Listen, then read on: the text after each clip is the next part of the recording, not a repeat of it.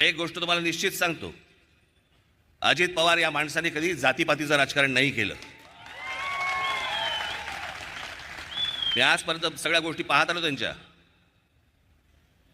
पण एका गोष्टी बाबतीत शरद पवार साहेबांबरोबर राहून पण त्यांनी कधी जातीपातीचं राजकारण केल्याचं आजपर्यंत मला आठवत नाही. आणि हे सगळं जे जातीपातीचं विष हे 1999 सालापासून जे कालवायला सुरुवात झाली आहे. इथे संभाजी पार्कमध्ये राम गणेश गडकरींचा पुतळा उखाडला गेला होता. अरे माहिती आहेत का ते कोण आहेत? राम गणेश गडकरी माहिती आहेत का? अनेकांना वाटलं नितीन गडकरींचे नातेवाईक आहेत म्हणून उखडला.